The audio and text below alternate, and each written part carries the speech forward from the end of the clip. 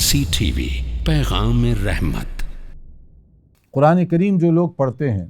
اور اس پر عمل بھی کرتے ہیں، ایسے مومن کی مثال دی گئی ایک خوشبودار پھل کے ذریعے سے، جس کو آپ کہہ لیں اورنج، اچھی قسم کا موسمی وغیرہ اس طرح کی، یا سنترا جس کا رنگ بھی دیکھنے میں بہت خوبصورت ہوتا ہے، خوشبو بھی ہوتی ہے، ذائقہ بھی بہت اچھا ہوتا ہے۔ اسی طرح ایسا مومن جو قرآن کریم پر ایمان رکھتا ہو، قرآن کریم کی تلاوت کرتا ہو، اس کے مطابق عمل کر رہا ہو، اس کی مثال اسی طرح کی۔ اور کچھ ایسے مومن ہیں جو قرآن کریم پر ایمان تو رکھتے ہیں لیکن عمل نہیں کرتے، یا قرآن کریم کو وہ اس طرح سے نہیں پڑھتا جیسے کہ پڑھنا چاہیے۔ تو جو قرآن کریم کی تلاوت جس طرح سے کرنا چاہیے اگر وہ اس طرح سے تلاوت نہیں کر رہا ہے، تو کھجور کی مثال اس کی دی گئی۔ کھجور خود ذائقہ دار پھل ہے،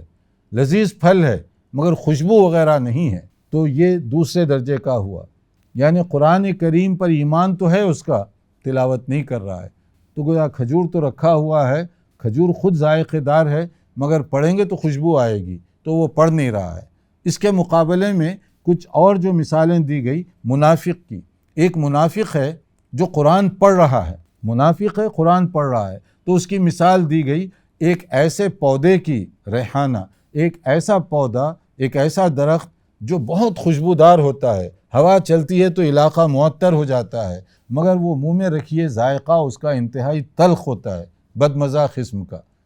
تو یہ منافق کی مثال ہے۔ تلاوت جو قرآن کی جا رہی ہے وہ تو بہت عمدہ ہے، آواز بڑی شاندار، اسلوب تلاوت کا بہت اونچا،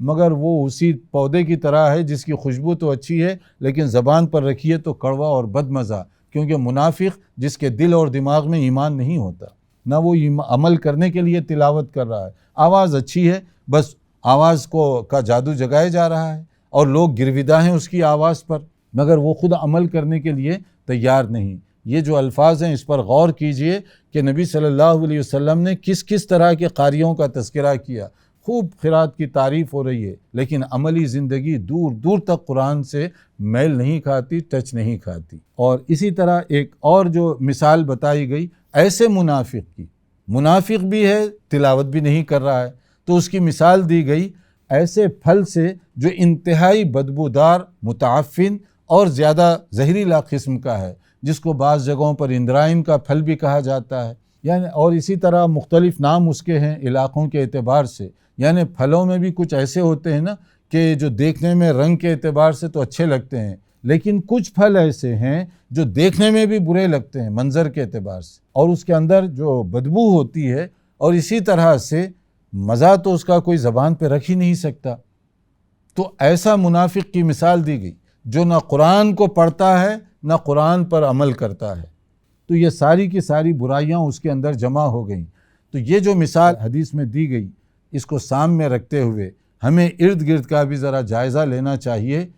کہ ہم کون سی کیٹیگری میں ہیں۔ جو قرآن کو پڑھے، قرآن پر ایمان ہو اور قرآن پر عمل کرنے والا ہو، اس کی سب سے اونچی اور سب سے اس کی اعلیٰ مثال ہے، اور اسی کو اپنے سامنے رکھنا چاہیے۔ اور جیسے ہم نے کہا کہ قرآن کلام اللہ ہے، اس لیے نازل کیا گیا کہ اس کے ذریعے سے ہم اپنی زندگیوں کو منور کریں۔ مرسی ٹی وی کے مزید ویڈیوز کے لیے ہمارے چینل کو سبسکرائب کریں اور بیل آئیکن کو کلک کرنا نہ بھولیں۔ جزاک اللہ خیر۔